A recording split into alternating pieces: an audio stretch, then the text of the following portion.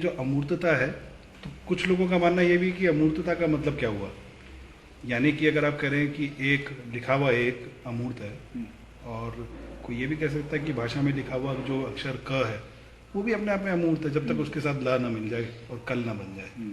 तो इसी तरह जब हम देख रहे हैं तो गणित में जो अमूर्तता शब्द का बार बार प्रयोग होता है, इसको आप किस तरह से देखते हैं?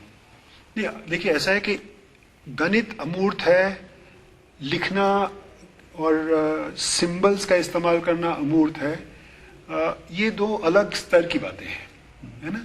जब हम बात करते हैं कि हम किसी चीज को एक नाम से पुकारेंगे, है ना, तो उस चीज से हम धीरे धीरे उसको अलग कर लेते हैं।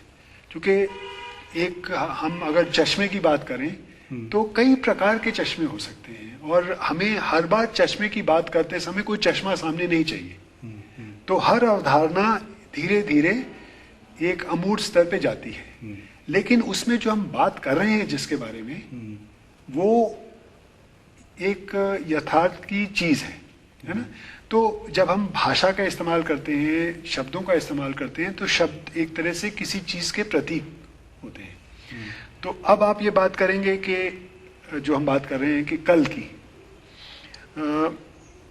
कल एक शब्द है जिसका अर्थ हम जानते हैं।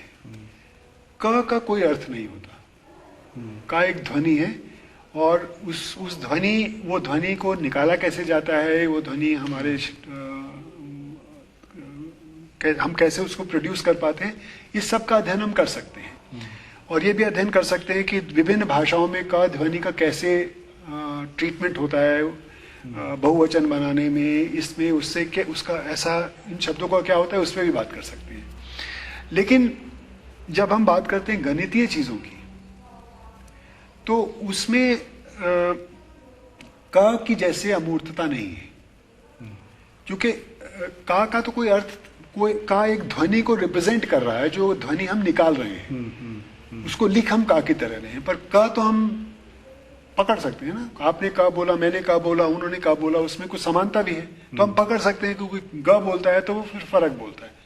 तो वो एक तरह से हमने किसी चीज का नाम दिया है कि ये जो ध्वनि है इसका नाम हम का कहेंगे और उसको ऐसे लिखेंगे। लेकिन जब हम गणितीय वस्तु की बात करते हैं तो हम ये कहते हैं कि भाई ये एक लाइन है, और लाइन हम इस तरह से डिवाइन करेंगे कि ये बिंदुओं का एक सेट है, और बिंदु को हम ऐसे डिफाइन करेंगे कि बिंदु ये होता है जिसका कोई डायमेंशन ना हो। तो अब जब हम ये बात कहते हैं तो इसकी अमूर्तता एक फर्क तरह की अमूर्तता, ये का जैसी अमूर्तता नहीं है। क्योंकि ये बिल्कुल सार्थक बात कह रहे हैं हम, लेकिन इसका अर्थ क्या है, इसको आपको समझना पड़ता है, और इस अर्थ को हर बार हर नए व्यक्ति को आप दिखा नहीं सकते। जैसे कल के बारे में हम बात कर सकते हैं, चला गया वो कल है। ये चश्मा, इसमें च श मा है, वो सब आप कह सकते हैं अमूर्त है, लेकिन चश्मा मूर्त है। लेकिन ये जब लाइन की बात करते हैं, ये तो पूरा अमूर्त है, इसको तो आपको कल्पना ही करनी पड़ती है। जब मैं इसका चित्र बनाता हूँ, एक लाइन खींचता हूँ, तो वो एक उसका रिप्रेजेंटेशन है, वो खुद रेखा नहीं है। तो मुझे लगता है ये एक महत्वपूर्ण फर्क है इस अमूर्तता में और प्रतीकीकरण की अमूर्तता में। क्योंकि जब भी प्रतीक का इस्तेमाल करते हैं तो एक तरह का अमूर्तीकरण है, और वो अमूर्तीकरण अलग अलग स्तर पे हो सकता है। वस्तु, चित्र, प्रतीक, ये सब हर स्तर पे प्रतीकीकरण हो सकता है। मतलब जो प्रतीक है वो शब्द के रूप में भी हो सकता है, या किसी और भी और ज्यादा ऐसे प्रतीक के रूप में जो उन्हीं लोगों को मालूम है जो उसको इस्तेमाल कर रहे हैं।